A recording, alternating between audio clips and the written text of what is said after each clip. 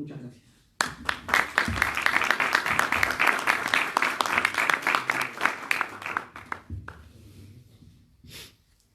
Bueno, buenas tardes a todos. Muchísimas gracias por venir. Veo algunas caras para mí muy conocidas, desde incluso mi más tierna infancia, como amigos que me unen una amistad que tenían ya nuestros padres, es decir, de familias, otros amigos de la juventud, por supuesto otras personas que se han llegado. Y hace bien quien me precede en preguntarse por qué un libro que se titula Relaciones Internacionales debería ser presentado, ¿no es cierto?, en el ámbito fundamental de hombres que están ligados al derecho, al estudio del derecho o al ejercicio de la profesión. La primera cosa que tenemos que entender que los hombres que están ligados al derecho, al ejercicio de su profesión o a su estudio, conforman parte de la argentinidad y son parte de la Argentina. Y comprender la Argentina implica comprender el mundo. Es decir, no podemos comprender qué es lo que le pasa a la Argentina sin comprender el mundo. No quiere decir esto que las causas de nuestros males sean todas exógenas, ni nada que se le parezca. Pero en un mundo donde las naciones viven rodeadas de otras naciones, donde las distancias se acortan cada día más, es evidente, ¿no es cierto?, que comprender lo que nos pasa también implica comprender qué pasa en el mundo. Sin la comprensión de qué pasa en el mundo, mal puede comprenderse la Argentina. Por otra parte, los hombres ligados al ejercicio del derecho o a su estudio también son hombres que participan de la vida cotidiana de la ciudad y de la vida cotidiana de la provincia y de la vida cotidiana del Estado Nacional. Y también es cierto que si la buena política es la política destinada al bien común y que nos hace crecer a todos, a ese hombre y a su familia, la mala política es la política que lo lleva a encerrarse en su casa, lo lleva a la miseria y a todo número de innumerables problemas. Es decir, que todos necesitamos una comprensión del mundo para comprender la Argentina. Sin embargo, hay una cuestión mucho más específica que yo voy a abordar en parte esta noche, que tiene una profunda relación entre las relaciones internacionales como disciplina de estudio, ¿no es cierto?, y el derecho como tal, que me parece fundamental. No es posible una concepción de las relaciones internacionales sin el derecho. Cuando uno se pregunta qué son las relaciones internacionales, que podríamos también denominarlo la política internacional, el nombre de relaciones internacionales es un nombre bastante equívoco. Entonces uno tiene que preguntarse siempre, en ese mundo de la política internacional, ¿quiénes son los actores? ¿Está? ¿Quiénes son los actores? Si se puede hacer una tipología de actores. Entonces yo creo que si bien esta disciplina, la disciplina de relaciones internacionales, es desde el punto de vista formal relativamente joven, nace en Inglaterra después de la Primera Guerra Mundial en realidad. La primera cátedra de relaciones internacionales nace en Gales, en la Universidad de Gales, y los ingleses estaban muy interesados en este estudio porque en el fondo estaban muy preocupados del tema del deterioro del poder británico, que había necesitado de la imprescindible ayuda de los Estados Unidos de Norteamérica para derrotar al Imperio Alemán. Después la disciplina pasa al continente, le dicen los europeos, ¿no? Ellos no dicen pasa al continente. Y en el continente pasa a la ciudad de Ginebra, al Instituto de Altos Estudios Internacionales de la Universidad de Ginebra, donde yo estudié, donde tuve la suerte de estudiar, porque ahí estaba o iba a estar la Sociedad de Naciones. Entonces, esta Sociedad de Naciones se imaginaba como una especie de organización de gobierno de las naciones, y entonces había que formar a los hombres que se iban a dedicar a las instituciones que se iban a crear, como fue, por ejemplo, la OIT, la Organización Internacional del Trabajo. Entonces, el instituto tenía esa función de crear la burocracia de que iba a ser el complejo de las organizaciones que iban a conformar la Sociedad de Naciones. Como ustedes saben, la Sociedad de Naciones nace semi-muerta porque los Estados Unidos se retira de ella, habiendo sido el impulsor de la misma. Y después la disciplina pasa a los Estados Unidos. Pero en realidad, tiene un auge gigantesco en Estados Unidos. En realidad, la disciplina como tal, antes que el hombre supiese o pudiera encasillarla como disciplina científica, ya existía, como existía la medicina antes de que el hombre decidiese formar facultades de medicina. Nosotros no podemos decir que la medicina existe desde que hay una primera facultad de medicina. La medicina existía antes, no había sentido una institucionalidad, no era institucional, pero existía antes. Y la relación internacional también, y su estudio también. En realidad las relaciones internacionales nacen mucho tiempo antes, 5.000 años antes de Cristo, en el valle del río Éufrates y Tigris, cuando la primera tribu o las primeras tribus nómades se hacen sedentarias. Eso acontece. Los antropólogos, a diferencia de los historiadores, sus números son bastante, ¿no es cierto?, para nosotros laxos, puede ser 5.000 o 5.500 o 6.000, ¿no es cierto?, ¿no? Porque claro, en ese momento de antigüedad se evalúa más o menos así. Entonces, 5.000 antes de Cristo, 3.000, se calcula que este mismo fenómeno de los pueblos que se hacen sedentarios pasa en el río Amarillo 3.000 años antes de Cristo, 2.500 años antes de Cristo, 2.000 en el valle del río Urubamba, en los Andes peruanos, ¿cierto? Pero lo cierto es que cuando estas tribus se hacen sedentarias varias al mismo tiempo, ¿qué pasa? Empieza a surgir un problema, que es el problema de la relación entre estas ciudades, que son ciudades-estados en la Mesopotamia, o en el valle del río Indo en la India, o en el valle del río Amarillo, empieza a surgir el problema de la relación entre una unidad y otra unidad política. Y surge un problema porque en el transcurso del tiempo, sin ideología por medio, ahí no hay ideología, la unidad política que empieza a adquirir más poder comienza a tener la tentación de mandar a las otras. El instinto de poder natural en el hombre y en las organizaciones que el hombre conforma. Y entonces comienza a surgir naturalmente en la dialéctica subordinación, insubordinación. ¿Por qué? Porque el que más poder tiene quiere mandar sobre los otros y los otros pueden optar entre acatar ese poder, someter ese poder o no. Es decir, nace lo que yo denomino la dialéctica subordinación-insubordinación, que no tiene que ver con la ideología, tiene que ver con la realidad del poder y cómo el poder se construye con la realidad del hombre mismo. El hombre es eso. Entonces, como hay varias unidades cerca una de otra, por algunas circunstancias, algunas obtienen más poder que otras porque tienen una mejor clase dirigente, porque tienen mejores condiciones en ese momento de accesibilidad al agua, y entonces eso le hace que tengan más agricultura, y más agricultura y más proteínas por ganado y sean más fuertes. Entonces tienen la tentación de mandar a los otros. Y ahí comienza la relación, la dialéctica subordinación-insubordinación, que con distintas formas va a traspasar todos los siglos de la humanidad hasta el día de hoy. Pero por otra parte, no todas las tribus se habían hecho sedentarias. Algunas tribus seguían siendo nómades y daban vuelta alrededor de estas. ¿Y qué hacían? Saqueaban a las ciudades-estados. ¿Y por qué las saqueaban? Muy sencillo, porque las ciudades-estados se habían convertido en un pueblo de agricultores, la agricultura les permitía acumular comida y los otros saqueaban para tener la comida de estos. Es decir, eran unidades políticas que saqueaban a las otras. Las unidades políticas, estas ciudades-estados, ¿cómo podemos denominarlas como categoría, como un tipo ideal en sentido weberiano? Podemos denominarlas como unidades políticas con asiento territorial.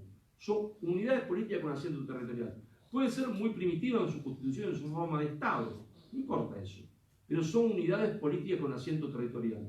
Y esa denominación nos va a permitir abarcar, ¿no es cierto?, todas las otras unidades políticas que después fueron naciendo o perfeccionándose de estas primeras, de estas ciudades-estados, hasta el imperio persa, o el imperio asirio, el imperio romano, hasta los actuales estados nacionales, la República Popular China, la Rusia de Putin, o, ¿no es cierto?, la República Norteamericana con Trump en el gobierno.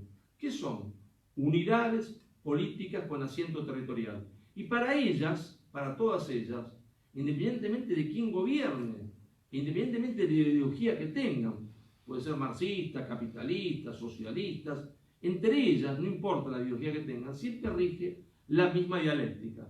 El que más poder tiene quiere subordinar al que menos poder tiene, sin que esto implique a veces una intención de daño. Puede que sí, puede que no, pero intenta de todas maneras subordinarlo.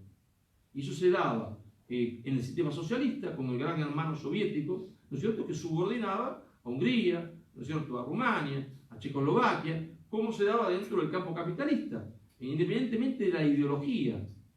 las unidades políticas con mayor poder tienden naturalmente a mandar y a ordenar a las otras de menos poder. Y por lo tanto, a la que tiene menos poder, le surge necesariamente la pregunta de qué hacer. ¿Me subordino a este que tiene más poder o me insubordino? Y si me insubordino, ¿cómo hago para hacerlo con éxito? Pero claro, dije yo, imaginamos 5.000 años antes de Cristo, la Mesopotamia, las unidades que yo denomino de estos pueblos nómades, ¿qué eran? Unidades políticas sin asiento territorial. Son unidades políticas, no son gente que no tiene una unidad política. Tiene un jefe, tiene una organización, tiene su forma de combate, tiene su jerarquía. Son unidades políticas sin asiento territorial. Que no les interesa el dominio efectivo del territorio. En realidad les interesa saquear a los otros. Pero de estos tipos ideales, unidad política con asiento territorial, que yo denomino UPCAT. Una UPCAT es una unidad política con asiento territorial. Y una UPSAT es una unidad política sin asiento territorial. Son los dos tipos de ideales que llegan a la actualidad. ¿Está? Entonces, como máximo ejemplo de unidades políticas con asiento territorial es el Estado, que nosotros conocemos, que se estudia en el derecho. Y como máximo exponente de una unidad política sin asiento territorial es la parte del sector del capital financiero internacional que hace política, que utiliza su dinero para hacer política, para mantener su privilegio o adquirir más privilegios dentro del sistema. Que yo denomino, en términos aristotélicos, basándome en Aristóteles, una oligarquía financiera internacional. Una oligarquía financiera internacional. Esta oligarquía financiera internacional no son todos los hombres del capital financiero internacional. Puede ser que en un momento de historia coincidan 100%, pero no necesariamente. Son solo aquellos que utilicen su poder político para obtener beneficios o prebendas dentro del sistema por obligar a algunos estados a que hagan su voluntad. Y en el fondo, la realidad demuestra que se siguen comportando como los antiguos pueblos nómades, saquean, se entiende, a los estados. Y entonces, un gran pensador francés, Alain Touraine, dice que estamos en el sistema internacional, ¿no es cierto?, en un sistema internacional que se puede ser caracterizado como una bancocracia, como un gobierno de los bancos, es un gobierno de lo que yo denomino la oligarquía financiera internacional. A un hombre insospechado de estatismo, insospechado de populismo, ¿no es cierto?, bien ubicado en su pensamiento, le uno, le guste o no, el neoliberal, como es Álvaro Vargas Llosa, ¿no es cierto?, él mismo dice, señores, la verdad que es así, los bancos hoy gobiernan el mundo, Goldman Sachs gobierna el mundo, resulta que cuando ellos tienen pérdida, todo el mundo paga su pérdida, el Estado, los distintos estados pagan las pérdidas que ellos tienen, y cuando ellos tienen ganancias las tienen solo ellos. Y entonces, claro, tenemos ahí el capital financiero internacional, cuando hace política, convertido en la oligarquía financiera internacional, y esto es importante reflexionarlo, porque ahí está justamente lo que une a las relaciones internacionales con el derecho internacional. Si yo defino en el libro, a partir de estas categorías de actores, que las relaciones internacionales es la disciplina de estudio que realiza, ¿no es cierto?, el estudio de las relaciones de subordinación e insubordinación entre las unidades políticas con asiento territorial entre ellas y entre las unidades políticas con asiento territorial y las unidades políticas sin asiento territorial. En el marco del ser, las relaciones internacionales estudian esto, estudian las relaciones de subordinación e insubordinación, sea entre las unidades políticas con asiento territorial, UTCAT, sea entre estas y las unidades políticas sin asiento territorial, porque también esta bancocracia subordina a los estados. Entonces, eso es lo que debería estudiar desde el punto de vista del deber ser, del ser, pero desde el punto de vista del deber ser, ¿qué deberían estudiar? Desde el punto de vista del deber ser deberían estudiar, ¿no es cierto?, cómo logramos pasar de relaciones de confrontación, de subordinación, a relaciones de cooperación, a relaciones de armonía. Y evidentemente ahí es donde entra, se entiende, el derecho internacional.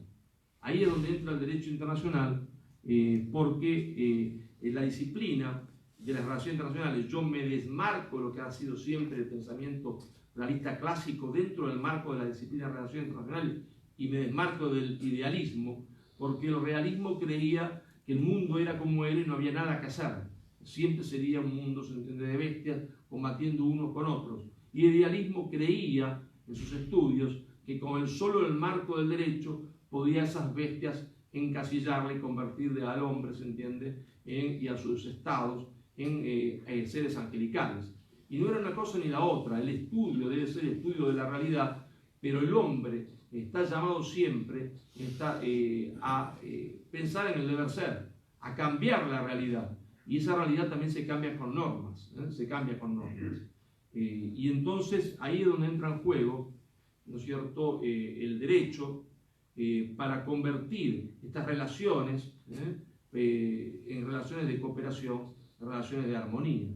Y esto es fundamental porque Alan Turrell lo explica muy bien, yo lo cito mucho en el libro porque es el mejor que ha estudiado esto. Si hoy uno observa a los Estados Unidos, Australia, hablo de los países para nosotros que se los presentan como referentes, ¿no es cierto?, sean o no sean, Francia, España, vemos que los jueces, la justicia en Australia, en Estados Unidos, en España, en Francia, tienen cientos de carpetas que comprueban que los grandes bancos han cometido todo tipo de delitos, desde, se entiende, blanqueo de dinero del narcotráfico, desde blanqueo de dinero, se entiende, de terroristas, desde haber especulado con una moneda contra otra, desde haber especulado con compra de, ellos llaman commodities, ¿no es cierto?, de materias primas, para hacer caer a uno y subir a otra, desde haber hecho todo tipo de delitos, dice que están absolutamente comprobados, pero resulta ser que la justicia nunca avanza en esto porque hay una intrincada relación entre la clase política, el sistema financiero internacional y la justicia. Y entonces dice, claro, en Estados Unidos, lo dice, se entiende, a Mario Vargas Llosa, a Álvaro Vargas Llosa, a la cual no podemos decirle que es un populista, dice, resulta ser que cuando uno trabaja en Wall Street, después pasa a trabajar, se entiende, en la justicia y pasa a trabajar en los distintos órganos de control económico del Estado, y a su vez, cuando los que están trabajando en los órganos de control del Estado, después pasan a trabajar a los bancos, y uno no sabe nunca dónde termina, y es la misma cosa, los bancos controlan ambas cosas, entonces la justicia, los órganos de control, todo está controlado por la oligarquía financiera internacional. Con lo cual, acontece que se crea, por ejemplo, una burbuja económica gigantesca, los bancos hacen sus trapezoondas, se funde un país y se funde una sociedad, y resulta que lo único que no se funde son los bancos. Dice, bien, Vargas Llosa, dejan caer a uno para salvar a todos los otros en Estados Unidos, por ejemplo en el 2008, no viene al caso explicarlo, pero fue así, porque dice, gobiernan el mundo, gobiernan el sistema. Entonces, claro, para eso después hay que ajustar el Estado, porque el Estado ha tenido que agarrar dinero propio del Estado para salvar a los bancos, que son los que han causado el problema. Y como han tenido que agarrar dinero para salvar a los bancos, ahora hace falta recaudar más. Y para recaudar más, ¿no es cierto?, hay que aumentar los impuestos y bajar las prestaciones del Estado. O sea, hay que hacer un plan de ajuste para salvar a los bancos, que fueron los mismos que hicieron el problema. Y los bancos no pagan nada, y curiosamente dice este autor liberal, el año en que esto se produce, que los bancos estaban quebrados, es el año en que mayor dividiendo repartieron. Claro, porque no pasó nada para los bancos, porque gobiernan el mundo, hay una bancocracia. Y por lo tanto ahí hay una profunda relación entre la relación internacional y el derecho, porque evidentemente de esta situación no se podrá salir hasta que haya normas también del derecho que, expresando una voluntad política que es previa, la voluntad política es previa, se entiende, al derecho, pero esa voluntad política, que es una voluntad política de control sobre el sistema financiero internacional, va a requerir en su momento determinado, cuando esa voluntad existe, que por ahora no existe, un marco jurídico nuevo que debe ser pensado por los hombres del derecho, para que se ajuste a nivel internacional de regulaciones que impidan el saqueo de los pueblos, porque hoy la oligarquía financiera internacional lo que hace es saquear a los pueblos. Saqueó primero, ¿no es cierto?, curiosamente o no tan curiosamente, a los pueblos que podemos decir pueblos periféricos, nosotros, América del Sur, ¿no es cierto?, y después terminó saqueando a los propios pueblos de los países centrales, a Italia, a España, a los Estados Unidos. El fenómeno de Trump no se explica sin entender que en Estados Unidos, cuando Trump asume, hay 40 millones de pobres, 40 millones de personas que no trabajan, o que tienen trabajo, porque a veces ellos lo anotan en Estados Unidos como trabajadores, ¿no? Entonces uno le pregunta, esta persona que vos anotaste como trabajador, ¿qué está haciendo? Recoge pelotitas, ¿no es cierto?, de tenis, de dos personas, de dos mujeres paquetas que están jugando al tenis. Si eso es un trabajo real, serio, ¿no es cierto? Esto no es, se entiende, un ámbito del derecho, ¿no? Pero no es posible considerar que eso sea un trabajo serio, porque son trabajos tan efímeros que ante cualquier cosa el hombre ya lo perdió. Y entonces hay 40 millones de personas que no trabajan como trabajaban antes. Entonces, lo primero que quería decir, ¿no es cierto?, era esto, es decir, hay una profunda relación, que me parecía que hoy era un tema central, lo trataba con ustedes, entre las relaciones internacionales y, ¿no es cierto?, el derecho, entre las relaciones internacionales como yo trato de observarlas, como yo trato de observarlas, es decir, como el estudio de las relaciones de subordinación e insubordinación entre las distintas unidades políticas con asiento territorial que conforman el sistema internacional, y entre estas y las unidades políticas sin asiento territorial. Ahora bien, si dijimos, ¿no es cierto?, que como argentino, como hombre de una ciudad, la mala política nos enferma, la mala política nos vuelve más miserables, nos vuelve más pobres o nos mete presos en nuestras propias casas, y los delincuentes afuera,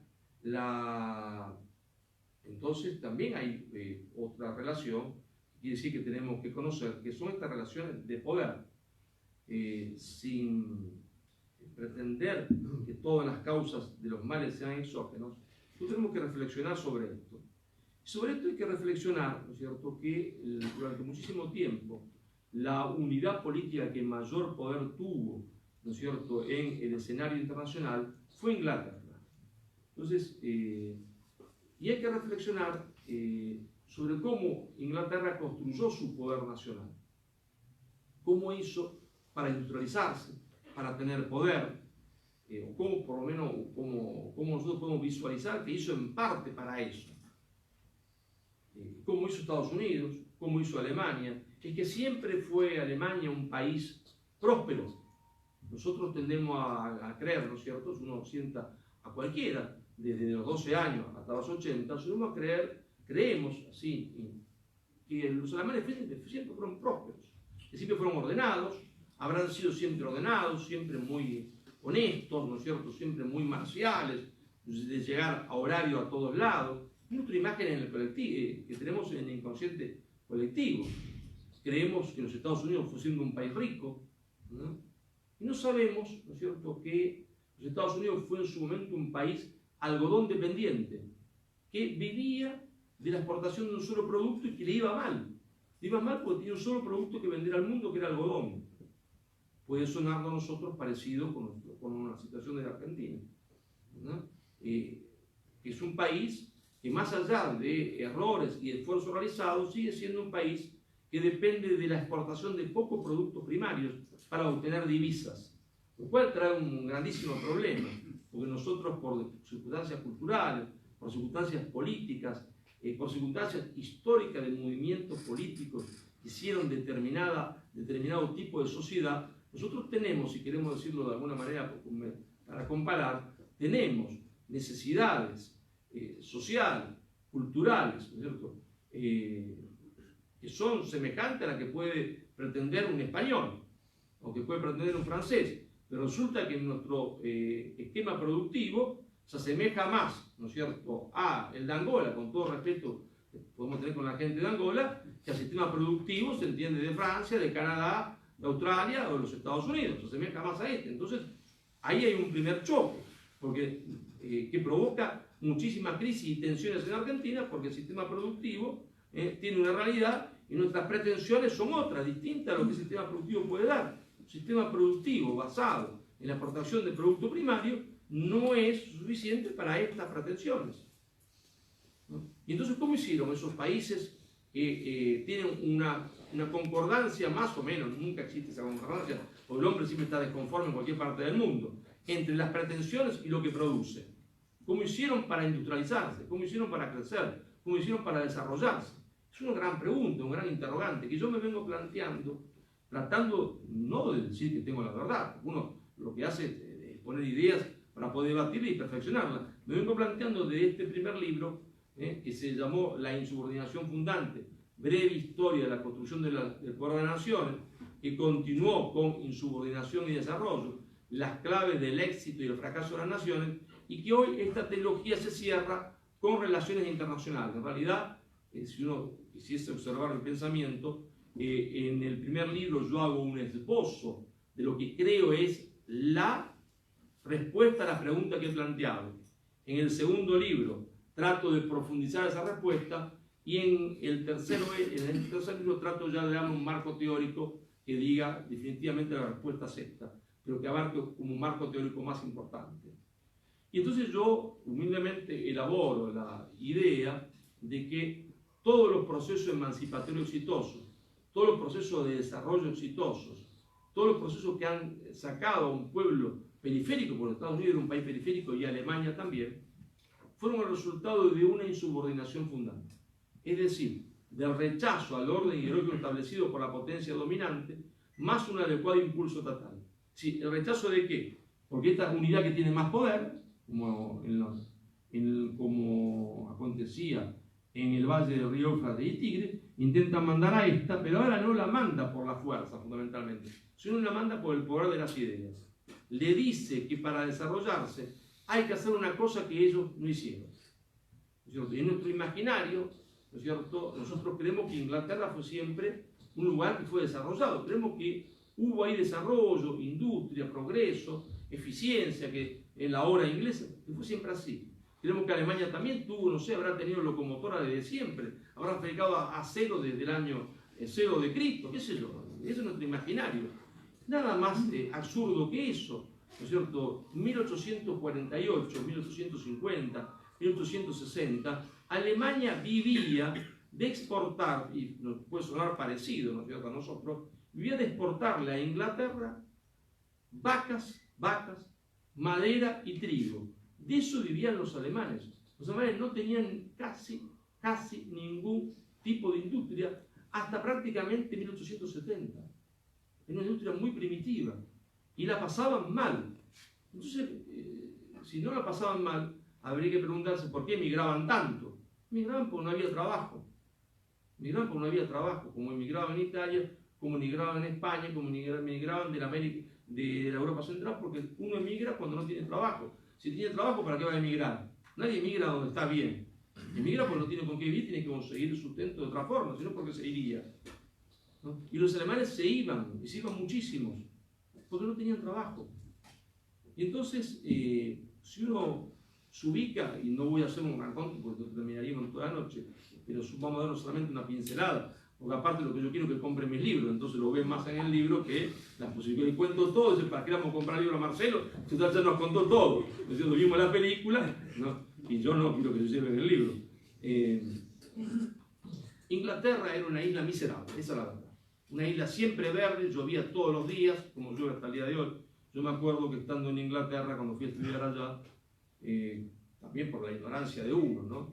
Y siendo un joven soberbio, y esto debe ser una mentira, que yo todos los días acá hay un sol bárbaro. Salí para las clases, así como quien sale se entiende un joven de 20 y pico de años, y llegando a la puerta del colegio me agarró un chaparrón de eso espantoso, me mojé todo, terminó el chaparrón y salió el sol. Claro, porque yo era así.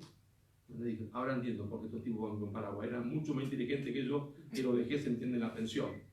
Pero estos tipos, ¿no es cierto?, ¿de qué vivían? Era un pueblo que vivía de las ovejas. Eran pastores, vivían de exportar lana en bruto a los Países Bajos, lo que hoy llamamos Holanda y Bélgica, y después le volvían a comprar los productos textiles, hasta que iniciaron un proceso que dijeron, no, vamos nosotros a hacer nuestra propia industria textil, porque tenemos la lana. Y entonces, ¿qué hicieron? Dejar de comprar, pero eso fue una prohibición, dejar de comprar productos textiles belgas y holandeses. Ahora, hay una cosa que hay que tener en cuenta, y los padres de familia lo sabemos. Una prohibición por sí misma nada crea. La prohibición funciona un tiempo determinado. ¿Está? Un tiempo determinado. Puede ser buena tácticamente, en un momento, una prohibición. Pero si uno no explica las cosas, después no funciona. Es decir, no hay prohibición que funcione si no hay acompañado un estímulo positivo. Una explicación, algo que lo motive de forma distinta al niño. En las sociedades es lo mismo. Una prohibición funciona, pero si no hay un estímulo positivo, no funciona después, se acaba. Y entonces los ingleses, ¿qué hacen? Los ingleses, que eran un pueblo de pastores, que no sabían hacer nada, van a llevar a Gran Bretaña a lo que hoy llamaríamos empresarios, ¿está? Los jefes de las industrias de los Países Bajos. Les van a decir, señores, acá hay terrenos al lado de los ríos, acá hay desgravación impositiva, no van a pagar nada, basta que pongan las industrias acá. Y van a también traer obreros, porque no hay obreros en Inglaterra. Es decir, valga la metáfora, uno le daba una llave inglesa a un inglés y se le caía de la mano porque no lo había agarrado nunca. Era un pueblo de pastores. No hay pueblo más burro que otro. Simplemente algunos se dedican a una cosa, otro a otra. Si yo me dedico a la agricultura y al pastoreo, no me dedico a la industria, no entiendo de qué se trata. Entonces los ingleses, con ese estímulo, aparte de la prohibición, van a crear su propia industria. Pero el fin del cuento es que cuando los ingleses logran industrializarse, dicen, es el primer poder autoconsciente. Dice, ¿cómo hacemos para que los demás no lleguen al mismo estadio de desarrollo y poder que hemos llegado nosotros? Porque la industria, aparte de darnos riqueza, es poder. Porque la industria sería la fabricación de armas. Eso da poder. Vaya si da poder que en 1848 Inglaterra va al gran imperio chino, se encuentra con el gran imperio chino, que ya tenía en ese momento 400 millones de habitantes chinos. Y Inglaterra era una isla minúscula, pero Inglaterra entra al río Amarillo, al cual hacemos referencia antes, donde se van a hacer las primeras ciudades chinas, entra al río Amarillo con 4 barcos y se encuentra con una flota china de más de 2.000 barcos que bloquea la entrada. La única diferencia es que los barcos ingleses eran acorazados y tenían cañones, y los barcos chinos eran de junco. Fue un festival para Inglaterra, entrar al río Amarillo. Porque la industria la poder. Entonces ellos dicen, ¿cómo hacemos para que los humanos lleguen al mismo estadio de desarrollo y poder que nosotros hemos llegado? Muy bien, dice, diciéndole que el camino del éxito es todo el contrario de lo que hemos hecho. Y ahí nace, en realidad, ¿no es cierto? Y esto trae muchos problemas cuando uno lo charla en ambientes que son de economistas, nace la economía como ciencia.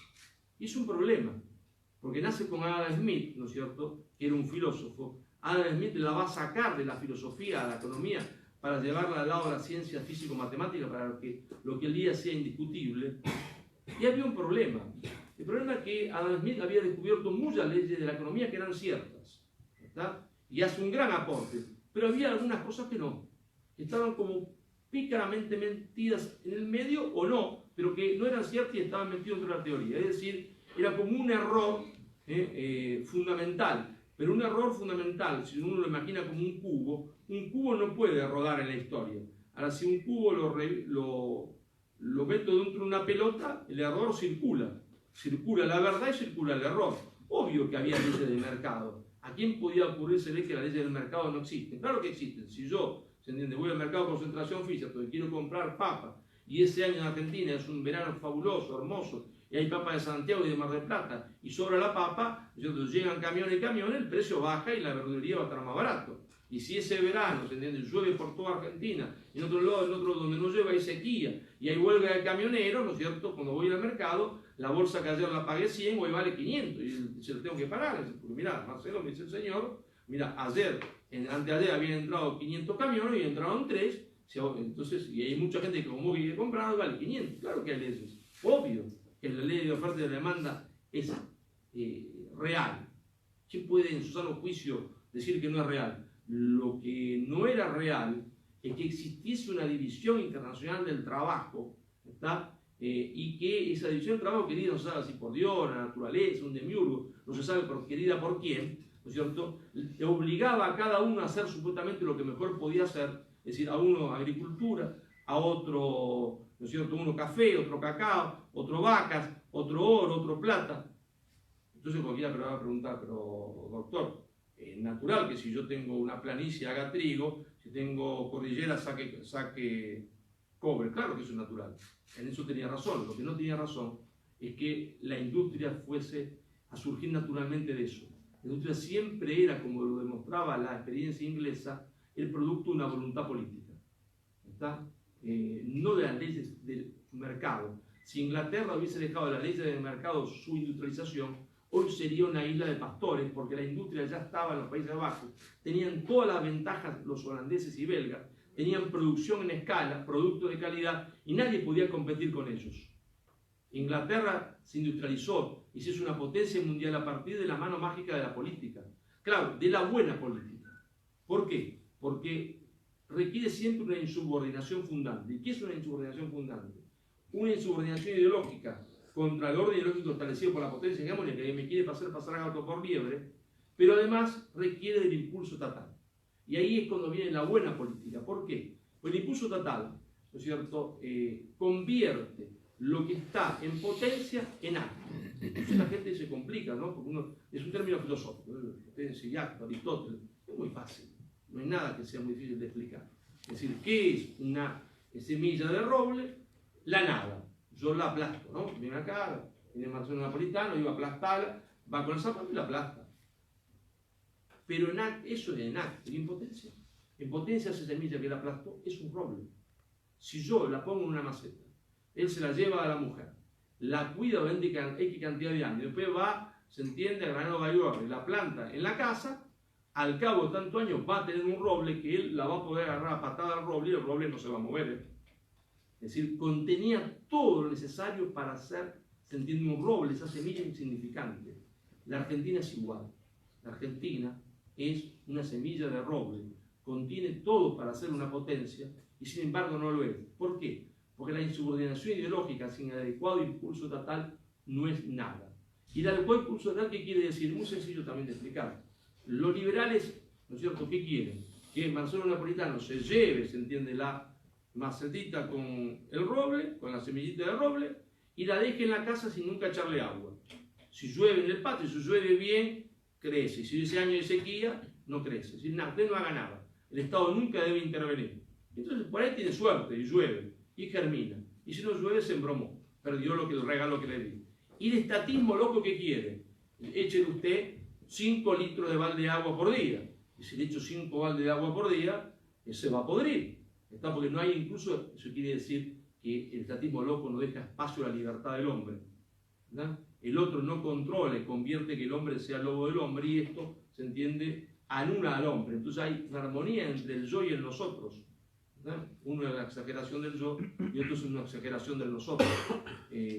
Entonces, una insubordinación ideológica requiere un adecuado impulso estatal, pero previamente requiere que uno sepa dónde está, se entiende, la trampa de la ideología que nos predica.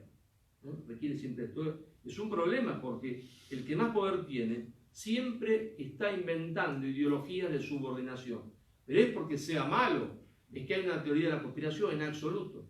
En absoluto. Es la dinámica del juego entre las unidades políticas con asiento territorial. No hay teoría de conspiración, simplemente, se entiende, es el juego de la política internacional. Y no entender esto es no entender, o es como querer ir a jugar, ¿no es cierto?, al rugby, creyendo que voy a jugar al cricket. Uno va a jugar al rugby, yo no me quejo de que me peguen, me lastimaron, sí, mirá, acá es así, no es cricket, el palito, ¿no es cierto?, no, es otro juego este. Entonces, yo no digo que los ingleses son malos, ni que los norteamericanos son malos, ni que los alemanes son malos, en absoluto. Digo, simplemente cada uno hace su juego y yo tengo que saber cuál es el juego que tengo que hacer yo, en ese mismo partido. Y en ese juego él trata de venderme algo, ¿está?, que yo puedo comprar o no comprar, y lo que él trata de venderme, se entiende, es un auto viejo y usado, se entiende, que dice nunca taxi, y fue taxi durante 20 años. Porque las grandes potencias son como vendedores de taxi, que lo han pintado a nuevo. Es quizás necesario a veces comprar un taxi viejo si yo no tengo recursos. Lo que no debo es creer que es nuevo, porque si creo que es nuevo, se entiende, me fundo. Es decir, no quiero decir con esto que yo no puedo tomar doctrinas y teorías creadas en otros lugares. Puedo tomarlas, a sabiendo que qué es lo que estoy haciendo y pasándolo por el tamiz de mi propia realidad. Es decir, que ese taxi me tiene que servir a mí sabiendo que ya fue viejo. Entonces puedo incluso hacer eso. No es una idea loca, vamos a rechazar todo lo que viene de afuera por el solo hecho que viene de afuera porque es una ideología de dominación. No, hay cosas que pueden ser bien y hay cosas que no. Y hay que analizarla en cada momento histórico de acuerdo a sus circunstancias. En la perfecta noción de que las grandes potencias son vendedores de auto usado que dicen nunca taxi. Nunca taxi. Eso porque vamos a estar próximos al G20 y creemos que viene el G20, entonces a partir de que venga el G20 nosotros vamos allá. Ahora sí salimos. Una cosa más ingenua, yo nunca he escuchado en mi vida. ¿Está? Es decir, creer que el otro es Papá Noel. Creer que el otro es Papá Noel. Viene, se entiende caritativamente a regalar algo. El otro no tiene por qué, aparte no tendría por qué hacerlo, ni por qué ser Papá Noel. No existe eso en la arena internacional. Pero si Inglaterra se desarrolló así, Estados Unidos fue la primera estado en el mundo que se dio cuenta de que Inglaterra imponía al mundo algo que ella no había hecho. Y tuvo un gran hombre porque no se hace una insubordinación fundante sin grandes hombres, la verdad. La historia también la hacen los grandes hombres. Entonces tuvo un gran hombre que fue el que era secretario del Tesoro, llaman los norteamericanos. Nosotros le llamaríamos secretario de Hacienda antes, hoy le llamaríamos ministro de Economía, que fue Alexander Hamilton, que le explica a Washington, mire, jefe, acá pasa un problema. 7 años peleamos contra los ingleses, acá surgieron industrias, viene el Tratado de París, se va a firmar la paz, cuando vuelva la paz, todos los productos ingleses vienen de vuelta acá, y por lo tanto, toda esta pequeña fábrica que tenemos se van a cerrar, y Washington, que también es un político, porque quien conduce un Estado es un estadista, pero también es un político, entiende que si se cierran las fábricas se pierden los votos. Entonces dice, ¿qué hay que hacer? ¿Y qué hay que hacer? Hay que crear una circunstancia parecida a la guerra, ¿sí? Impedir la llegada de los productos británicos. Pero claro, Washington dice, pero Jefferson está totalmente en contra de eso, porque eso dice que crea ineficiencia. Y Hamilton le dice, y ahí es el creador de lo que se llama la teoría de la industria naciente. La teoría de la industria naciente. Él tiene razón, dice. Él tiene razón si no contextualizamos, si no vemos cómo estamos nosotros hoy. ¿Por qué? Porque la industria, dice Hamilton, dice, es como un niño. La industria necesita mucha protección cuando es bebé, cuando es niño también mucha protección. A medida que va creciendo hay que ir largándole la mano, ir dejándolo sin protección, hasta que llega un momento de la juventud que la protección se volvería contraproducente, destruiría todo lo que creó. Dice, pero hay un primer periodo donde eso que predican los ingleses no puede ser aplicado.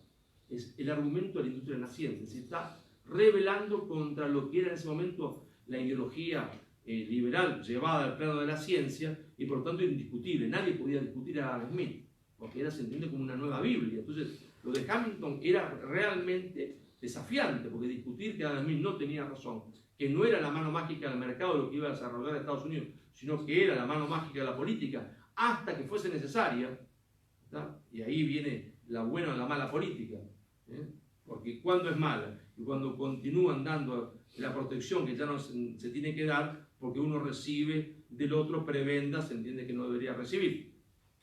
Entonces ahí lo que era bueno se transforma en malo. Por eso la clase política juega un rol fundamental. El impulso tal debe ser adecuado, pero es adecuado cuando hay una clase política que tiene un sentido nacional, que tiene una concepción nacional, que tiene una vocación de patriota. Lamentablemente, nosotros, no acá, sino también en otra parte del mundo, muchas veces, ¿no es cierto?, asistimos a gente que entra a la política no por vocación de servir el bien común, sino por vocación de servirse a sí mismo. Hacen de la política una profesión para servirse a ellos. Pero tampoco tienen que asustarnos. ¿Por qué? Porque los alemanes eran exactamente iguales que nosotros. No había lugar más corrupto en Europa que Alemania. Cuando Alemania comienza el trazado de las líneas de trenes, nosotros creemos que los alemanes han sido siempre incorruptibles, que ahí no hay corrupción, que no la hubo nunca, no. Los alemanes fueron los padres y campeones de la corrupción. Alemania en realidad no existía. Uno cree que Alemania es un Estado poderoso, un Estado nacionalista, el espíritu alemán, ¿no es cierto? No, eran 34 estados distintos, cada uno con su cancillería, cada uno con su gobierno, cada uno con su moneda, con sus pesos y monedas. Entonces, medían de forma distinta, pesaban las cosas con distintos sistemas. Y cuando hubo que pasar al ferrocarril, uno iba decir, iba a pasar el ferrocarril, y tenía que pasar por la oficina de salud pública. ¿Por qué? Porque era el lugar donde se hacía la coima. Yo tenía que conseguir un papel que decía que este tren no hacía daño a la salud. Yo lo había conseguido en 20 de los otros estados, es lo mismo, ¿no? Si ya me dijeron los otros 20 que este ferrocarril no hace daño, ¿por qué lo haría en este número 21? No, usted tiene que pasar igual por la oficina de salud pública nuestra, porque no es cierto, el bolso hay que pasarlo por debajo de la mesa al gobernante de ahí, que recibía, que después del bolso decía, ahora sí, este ferrocarril, firmo acá, no provoca daño a la salud de este pedacito de Alemania. Bueno, era de una corrupción galopante. Y que ya eran organizados, eran un pueblo ordenado, limpio. Hegel describe la ciudad a Berlín como una ciudad horrible, donde la gente tiraba sus excrementos por la calle sin avisar, ¿se entiende? Y uno terminaba... es un mito. ¿A partir de cuándo cambia esto? A partir de que hay una decisión política de cambiar esta situación. A partir de que un hombre primero empieza una insubordinación ideológica. Es un señor, ¿no es cierto?, muy mal considerado por algunas facultades de ciencias económicas, como List, Federico List, Friedrich List, que él era un liberal absoluto. Como era liberal y la mayoría de los 34 estados eran monarquías, y él quería república, lo terminan echando, ¿no? Se exilia en Suiza, pues se exilia en Estados Unidos. Y él va con sus libros. Es profesor. Ya ha escrito, tiene una obra escrita bastante importante en materia económica. Va con sus libros y él dice, me di cuenta en Estados Unidos que el libro de la vida decía algo totalmente distinto de lo que yo había escrito. Claro, porque él predicaba el liberalismo absoluto, extremo. Y los norteamericanos llevaban a cabo un liberalismo nacional. Proteccionismo económico, subsidio del Estado para construir las vías férreas, ¿está? Reserva para los nacionales de la cuestión minera. Los bancos podían tener inversión extranjera, pero siempre el local tenía la última palabra, porque se requería que hubiese un accionista local, aunque sea con 1%, y es el único que tenía derecho a voto. Y hacían todo lo contrario. Lo que yo decía en mis libros, le iba fenómeno. Entonces dice, los libros de la vida, el libro de la vida me demostró que estaba equivocado. Y vuelve después, se hace muy rico en Estados Unidos, se hace muy rico, tiene minas de carbón, se convierte en un hombre que va a defender la postura económica norteamericana contra los propios liberales dentro de Estados Unidos, pero es un patriota alemán, vuelve a Alemania, empieza a predicar la necesidad de que estos 33 estaditos chiquititos, miserables, enanos, se junten para hacer una sola Alemania, que se junten, que terminen de tener cada uno su peso y medida, que tengan una moneda común, que tengan un arancel externo común, pero sobre todo que decidan industrializarse. Porque es ahí donde el Estado va a tener el dinero suficiente para poder hacer la acción social, la acción educativa, que no puede hacer porque no tiene dinero. Que Alemania tiene todo para industrializarse, salvo la decisión política. Porque el hierro alemán había estado siempre ahí. El carbón alemán estaba ahí, debajo de ellos, pero ellos no lo utilizaban, lo exportaban en bruto. Entonces propone crear un Zollverein, quiere decir nada más unión aduanera en alemán. Es tan grande la presión mediática que se burlan de él, porque desafía el pensamiento ortodoxo liberal, que termina suicidándose sin saber que él había logrado penetrar en la mente de los alemanes, y pocos años después se hace lo que él había dicho, y Alemania, para resumir, ¿no es cierto?, aplica lo que List decía, y ya en 1890 se había convertido en el primer productor de acero del mundo, había superado a Inglaterra con mejor calidad, y Alemania va a protagonizar la revolución, ¿no es cierto?, de la segunda revolución industrial, de la revolución ligada a la química, ¿haciendo qué? Trayendo a los profesores e ingenieros ingleses a Alemania, pagando el doble para que vengan ahí. ¿Por qué va a inventar Alemania distinto que Estados Unidos? Ambos tienen proteccionismo económico, pero el impulso estatal va a ser distinto, va a tener un plus en Alemania. El plus es la creación de los colegios politécnicos, la formación y la inversión profunda en educación. Podríamos analizar el caso de Japón, podríamos analizar el caso de Corea, podríamos analizar el caso de Canadá, que es muy interesante porque siempre lo tomamos como espejo de Argentina, no sabemos por qué el Canadá se desarrolló y nosotros no. No sabemos que ahí hubo un hombre llamado John McDonnell que decide industrializar el Canadá, que decide crear proteccionismo económico, que decide crear impulsos estatales. Nosotros no lo sabemos. En los libros está explicado, pero no está postulado, está puesto con fecha, hora, cita. Pero claro, ¿no es cierto? Esto es importante para nosotros, porque no hay justicia social si no tenemos que repartir. Pero también, esto es un libro de relaciones internacionales, no hay, ¿no es cierto?, poder de un Estado sin industria. Y la verdad del mundo, de las relaciones internacionales, al contrario de ser lo que quisiéramos que fuese, es que mientras que en el derecho todos los estados son iguales entre ellos y soberanos, en la realidad, ¿no es cierto?, en la realidad cotidiana de la política internacional, los estados no son iguales unos a otros porque unos tienen más poder que otros. Es decir, los estados no son iguales porque unos tienen más poder que otros. Y entonces, lamentablemente, el derecho internacional se transforma en una telaraña que deja pasar a la mosca más fuerte y atrapa a la mosca más débil. Entonces, la única forma que tienen los pueblos, que tienen las naciones, las sociedades, es construir un Estado con poder.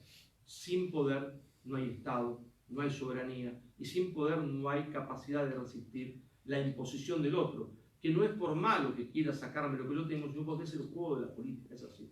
Y si no, retirate de la política. Vendan su Estado y hagan otra cosa. El juego es este.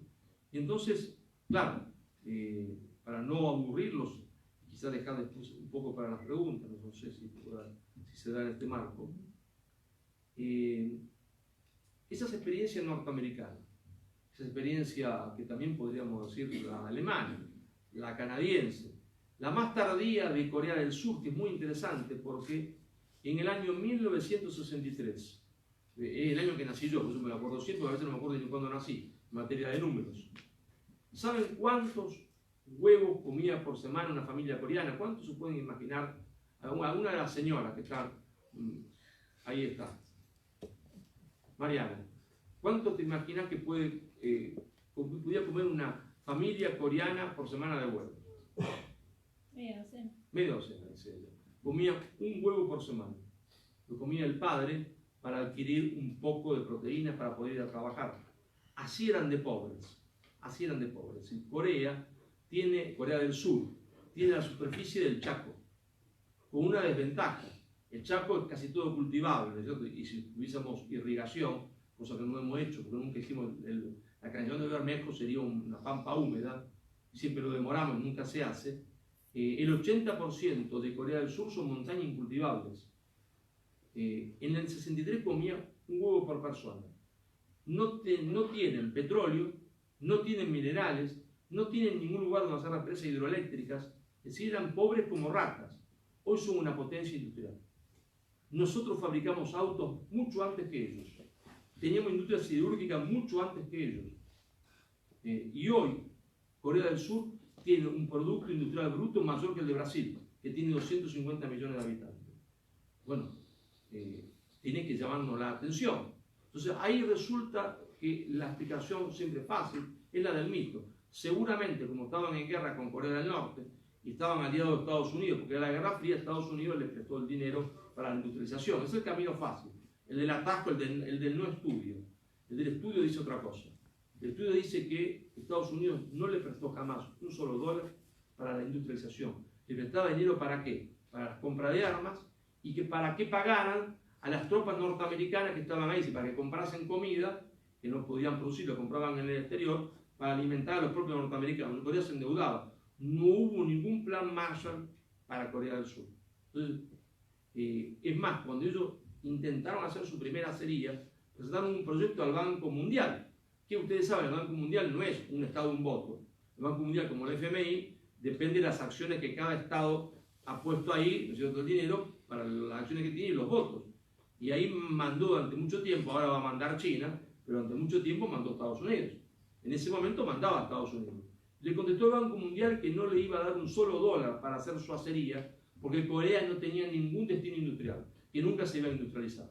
Eso le contestaron a los coreanos. Los coreanos aplicaron un adecuado impulso de tal. No quise que podamos copiarlo de Corea, porque es otra realidad, ¿no es cierto? Y nada puede ser copiado de la historia. Uno puede reflexionar sobre el que hace otro, pero no puede copiarlo. Pero el hecho es que ellos, aplicando planes quinquenales, donde el impulso de tal era adecuado, donde había participación del Estado, pero también de los privados, donde cada uno llevaba su parte, donde había una armonía entre el factor del yo y del nosotros, ellos lograron industrializarse, ¿verdad? No por la mano mágica del mercado, de ninguna manera. Entonces es también un ejemplo, ¿no es cierto?, para nosotros, hasta diría yo, doloroso.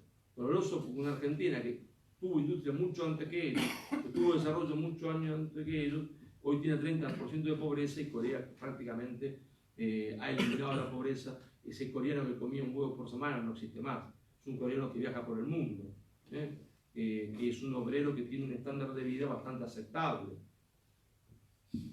Pero claro, es interesante porque estaban a apenas 400 kilómetros del Japón.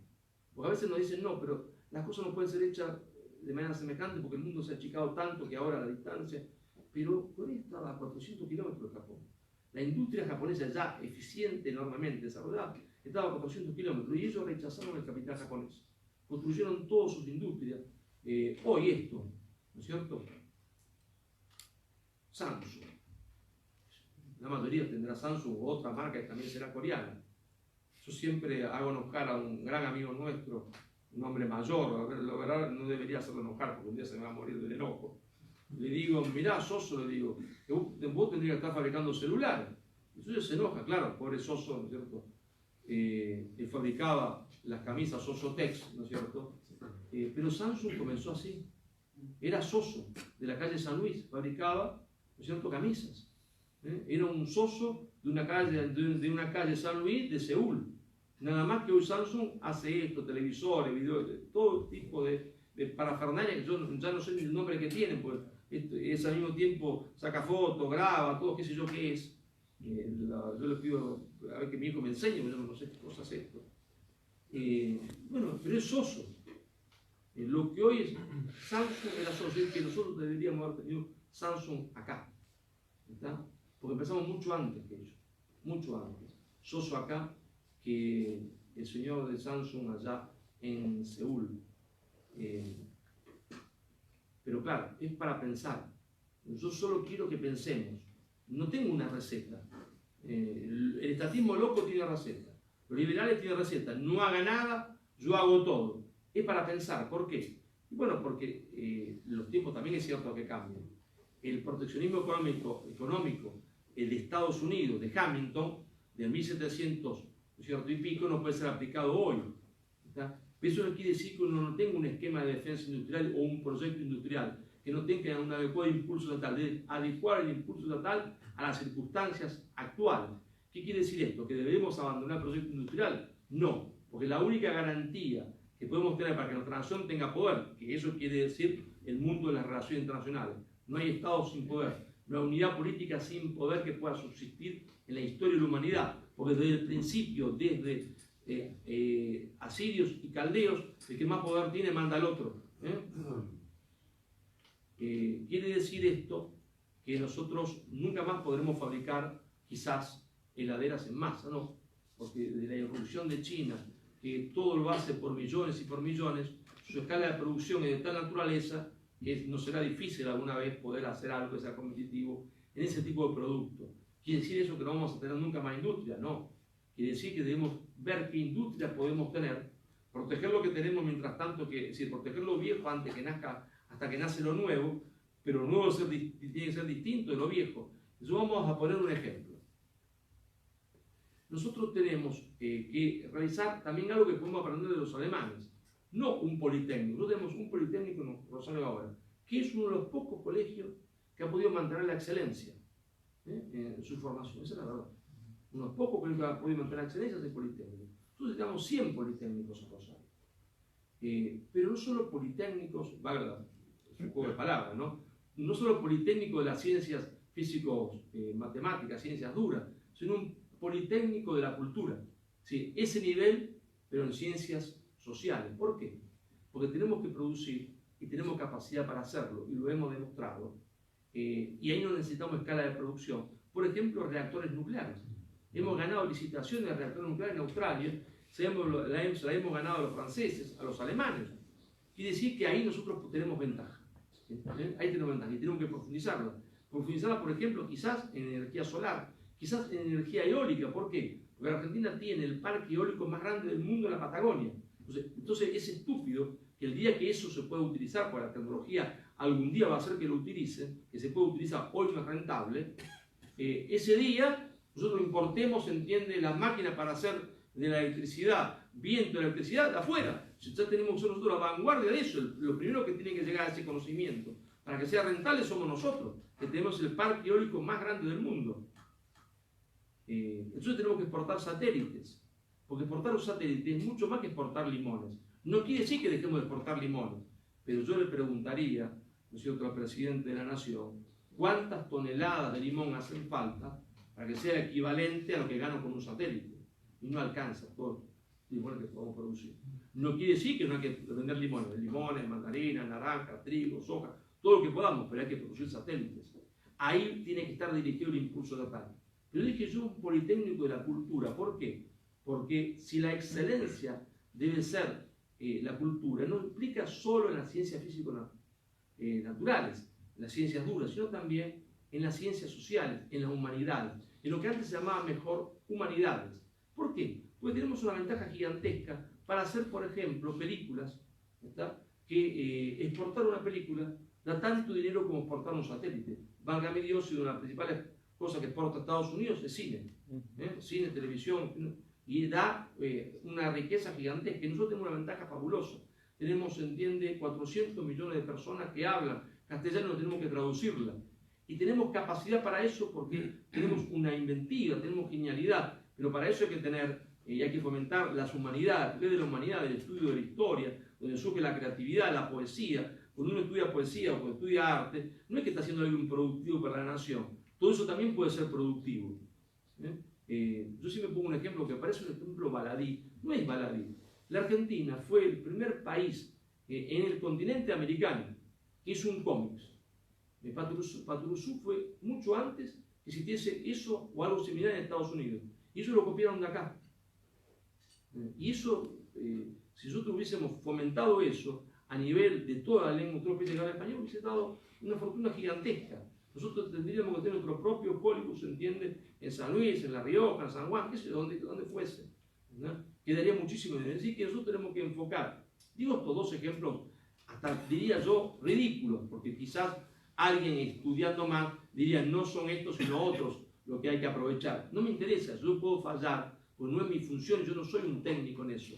En elegir el ejemplo es solo para demostrar que tenemos que ir por otro camino, que el impulso tal no debe dejar de ser usado como creen los liberales, ni tampoco debe ser usado siempre como creen los otros locos, sino que debe ser una armonía entre el yo y el nosotros, pero que sin eso nosotros no tenemos destino, sino decidimos construir nuestro propio aparato industrial, que será distinto al que antes tuvimos, porque el mundo ha cambiado, claro, porque debemos tenerlo, porque si no sobramos en Argentina, más o menos, la Argentina con 6 millones de habitantes podría andar muy bien, ¿está? Produciendo productos primarios, en minería, agricultura, limones, mandarinas, soja, girasol, y digo yo, y todo el resto que hacemos, si lo que no estemos, porque hay que ponerse fuera de los 6, para ser realistas, ¿no? ¿Qué hacemos los que estamos fuera de los 6?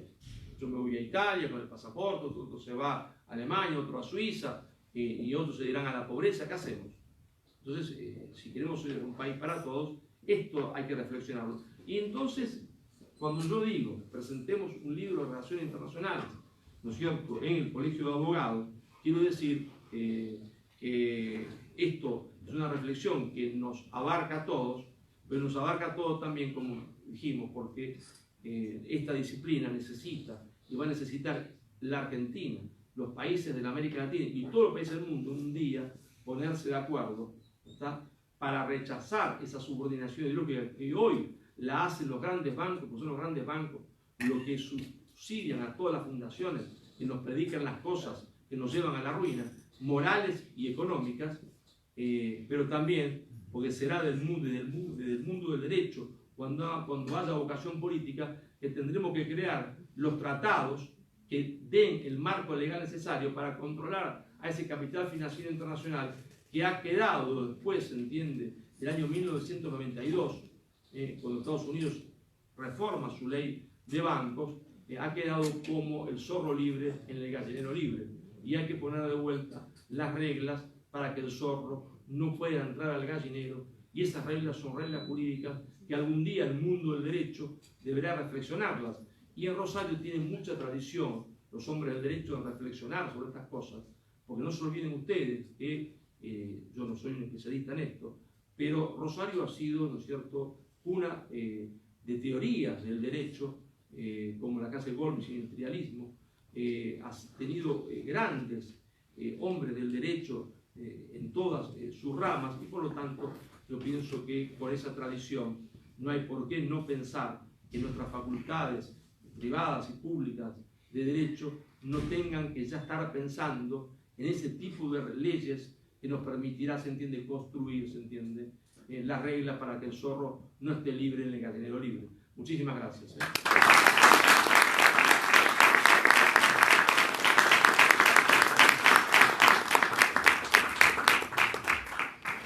Bueno, muchas gracias, Marcelo. Muy didáctico, interesante todo lo que planteaste. Ahora vamos a abrir unos minutos a debate para que las personas asistentes realicen preguntas, alguna acotación que le hagan al doctor de todo lo que se ha hablado por aquí. Lo que sí les pedimos es que la pregunta sea concreta para que todos podamos participar.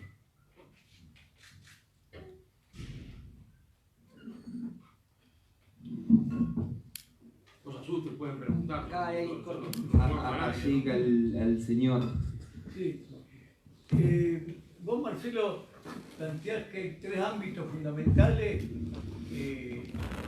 los que la subordinación y subordinación. Lo político, lo económico y lo cultural. Nosotros me parece que estamos totalmente fallando en el tema cultural, especialmente. Y dentro del tema cultural, estamos perdiendo las batallas simbólicas. Los símbolos están dejando de tener sentido como pueblo.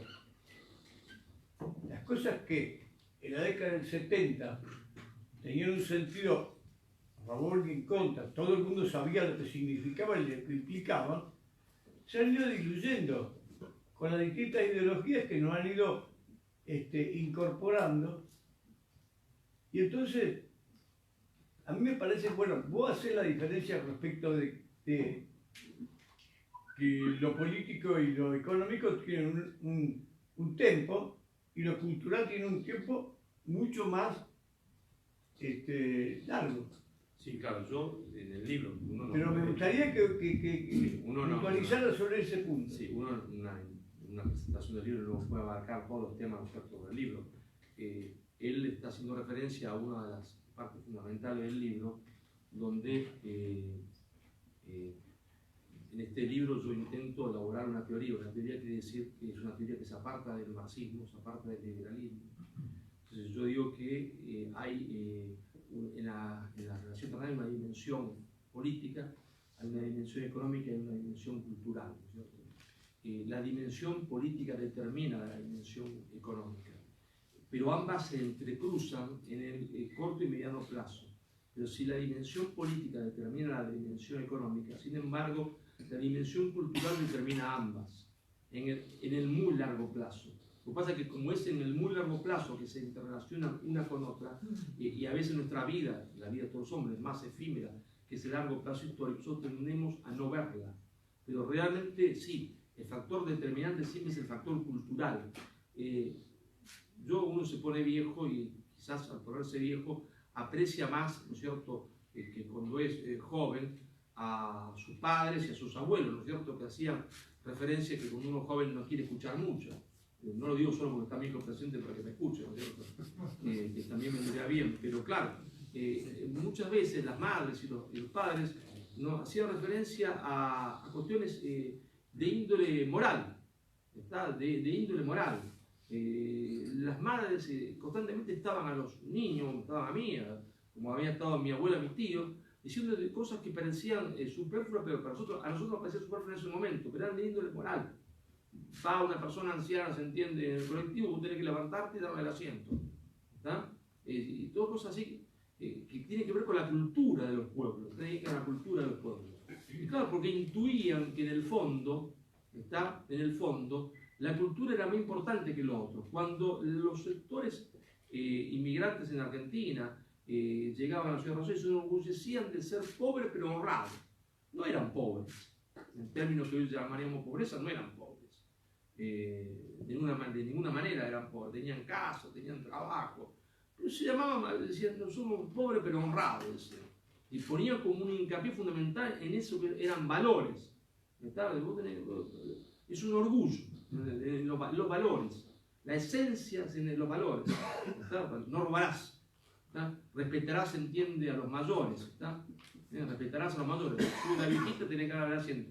Claro, no lo decía. Es un mandato que tenés que respetar a los mayores. No, levántate. Entonces, intuían que sí, la dimensión cultural es más importante que la dimensión económica y que la dimensión, ¿no es cierto?, política, nada más que se entrecruzan en el largo plazo. Y es cierto también, ¿no es cierto?, como muchos reflexionan a lo largo de la historia, que la decadencia cultural engendra necesariamente la decadencia de valores, en el largo plazo la decadencia política y económica. Nada más que en el corto plazo no se ve. Se puede estar bailando en el Titanic creyendo que están en un gran periodo de auge económico, ¿no es cierto?, pero si la cuestión cultural no funciona, es como el Titanic, ya está averiado abajo, ¿no es cierto?, ya está entrando agua y eso se entiende, es una fiesta del hoy, una desgracia para el mañana. Y yo el mayor temor que tengo justamente de la Argentina es eso. Es decir, que nosotros estamos muy tocados desde el punto de vista cultural. No digo que no haya reservas, seguramente la habrá, y algunas veces uno desde la intelectualidad tiende a ser más pesimista y debería serlo menos, pero sí creo que una de las cosas que nos ha pasado es que desde afuera, y esto sí es un factor exógeno, se nos ha traído ideas, ¿no es cierto?, que van en contra de la propia esencia que habíamos tenido nosotros siempre, entre ellos el respeto a los mayores, la honradez, el saber apreciar al otro en su conjunto. Se ha predicado durante años un egoísmo exacerbado, donde solo se le ha enseñado al hombre que interesa mi mi salvación individual, que no me interesa al otro, ¿se entiende? Se ha predicado mucho eso, ¿no es cierto? Y eso creo que nos ha hecho mucho daño y nos va a seguir haciendo daño, ¿no? Eso sería un poco la respuesta. Sí, sí. Usted habló de las escuelas técnicas, actualmente en crisis por estos señores que están gobernando, y realmente yo trabajé en escuelas técnicas como docente, que era docente de aula, pero me llama un día uno de los funcionarios del Ministerio de Educación de Rosario, y ante el que era ministro de Educación en ese momento, el doctor García Solá, y me preguntan qué opina de las escuelas técnicas provinciales que había acá, los técnicos. Yo le explico la verdad. Hay escuelas técnicas que sacan muy buenos técnicos, como es, por ejemplo, la 342, que estaba en Casiano Casa, o Crucero Belgrano, que estaba hasta no hace mucho tiempo en la calle 9 de Julio y Mitre, de Mitre y Entre Ríos. Y otras que tienen un nivel un poco más bajo.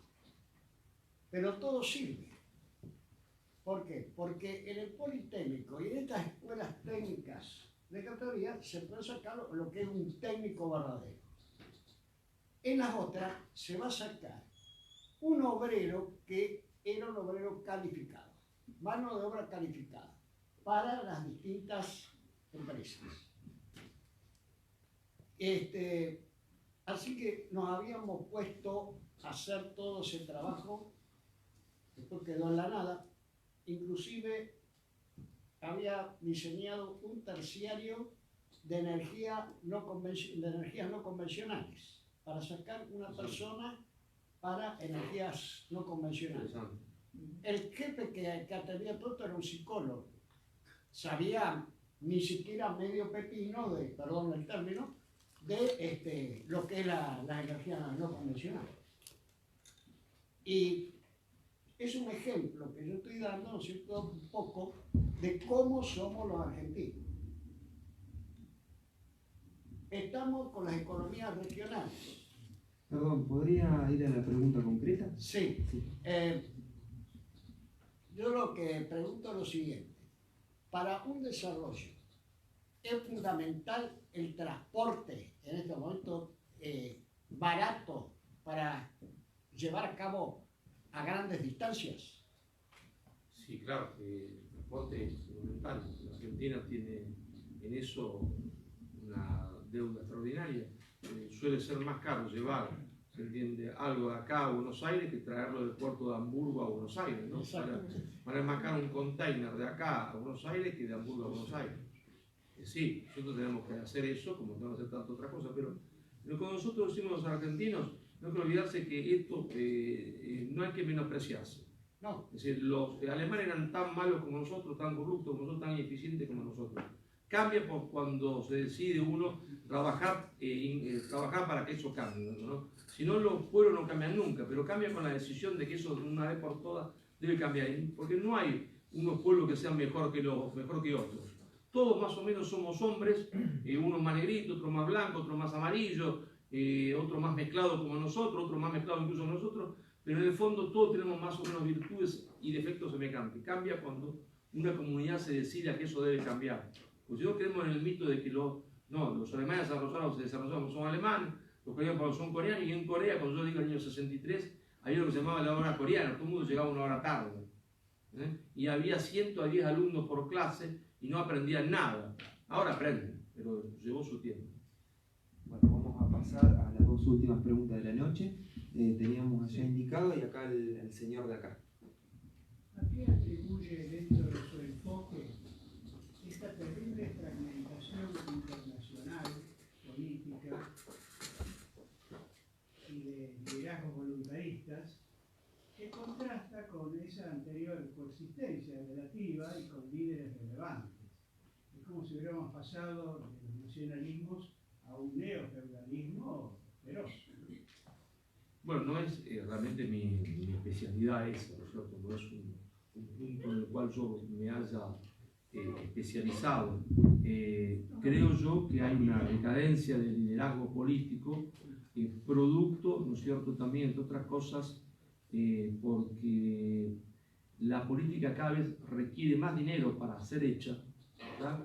Y entonces, en realidad, estamos sujetos casi siempre, y esto pasa también en Estados Unidos, o fundamentalmente en Estados Unidos, estamos sujetos a la financiación de la política que hacen los que tienen dinero, los grandes bancos, ¿cierto? Y entonces vemos que el Partido Demócrata y el Partido Republicano están financiados por los mismos, y cuando uno termina de ser presidente, resulta que ese niño mimado de tal o tal otra fundación, y en realidad no hay grandes líderes porque los grandes líderes rechazan eso, y quien rechaza eso no puede surgir porque no tiene dinero para hacerlo, ¿verdad? Porque la política se transforma en política, porque el mundo hay millones de personas que está gigantesco para recorrer, ¿no es cierto? Y sociedades de masas y medios de comunicación, y entonces como los medios de comunicación tienen una profunda interrelación con el sistema financiero o con el sistema bancario, si uno no está de acuerdo con eso no sale nunca en los grandes medios masivos de comunicación, y entonces lo que podrían surgir para el bien común no surgen y son fomentados que surjan otros que no están muy dedicados o tienen propensiones a veces a hacer el bien común y a veces no. Por allí el... Sí, yo creo que habría que tener en cuenta cuál es el destino que tiene Argentina dentro del tablero geopolítico, y como concepto de que tocaste muy bien el tema de Corea del Sur, Corea del Norte, el tema del año 1953, partimos de un concepto de cuál es el destino que tiene asignado Argentina dentro del planetario mundial. O sea, proveedor de que materia prima básica, los países que nos acompañan en el Cono Sur, un gendarme que vigila toda la parte de la OTAN. O sea, es muy importante lo que tocas, y creo que surgen muchísimas preguntas. No te planteo simplemente esta. Sí, yo creo que es como un partido, como yo soy un partido de rugby. El otro quiere que yo pierda.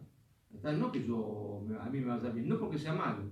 Es decir, ellos quieren que la Argentina sea un país productor de materias primas. Pero también lo quería Inglaterra con respecto a Estados Unidos.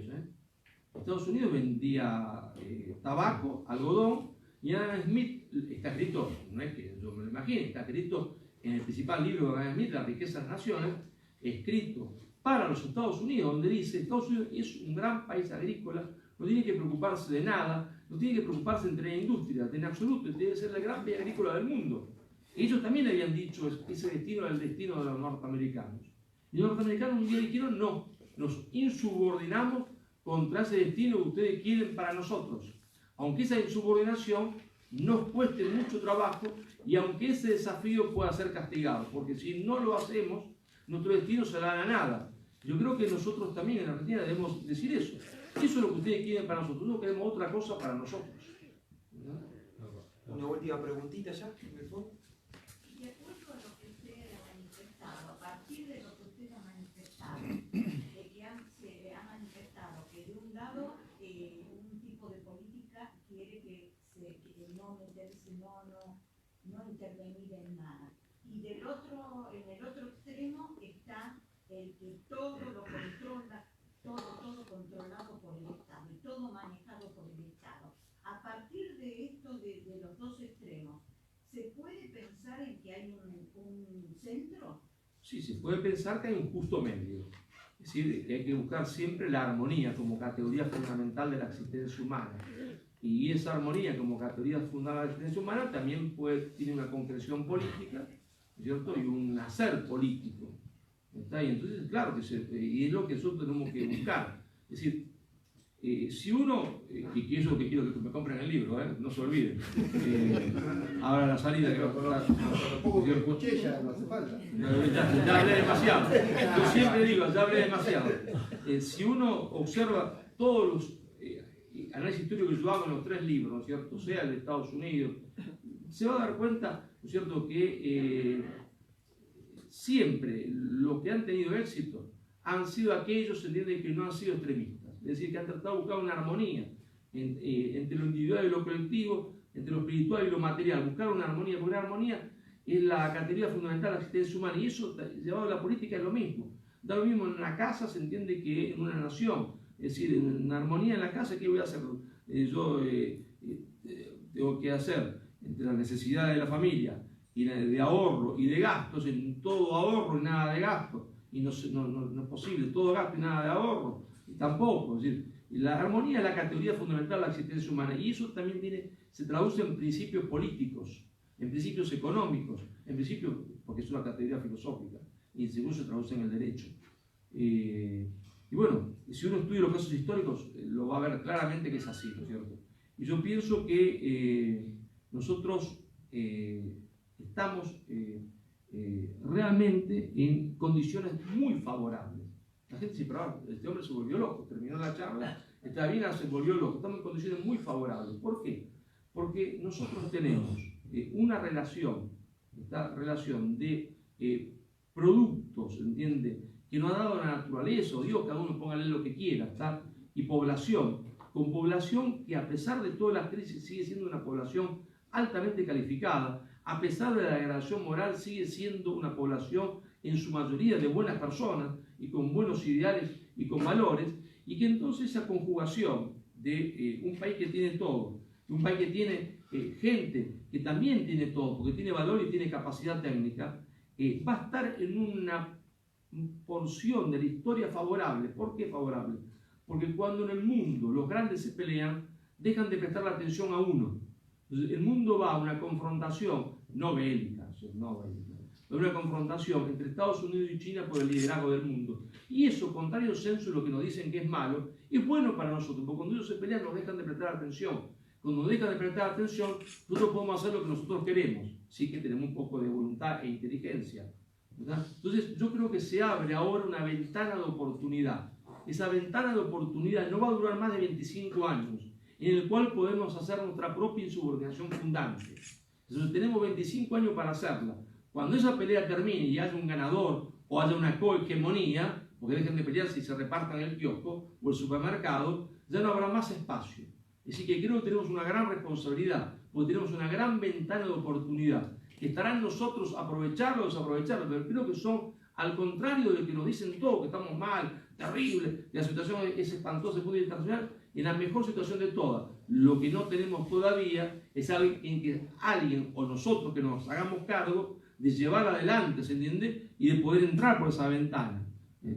Claro, la ventana puede estar abierta, puede pasar los 25 años, nosotros no entrar por esa ventana, pero si nos decidimos a entrar, de la ventana hacemos una puerta y entramos todos. Muchísimas gracias.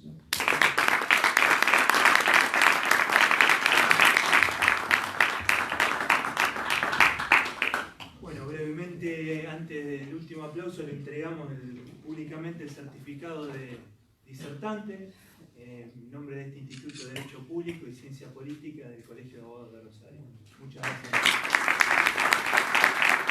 Muchas gracias a todos los que estuvieron, pero sobre todo también muchas gracias a los organizadores que me han permitido disertar en un lugar que a mí me llena de orgullo, un profundo orgullo, una profunda alegría estar acá disertando en un lugar tan importante para la ciudad de Rosario. Muchísimas gracias a todos.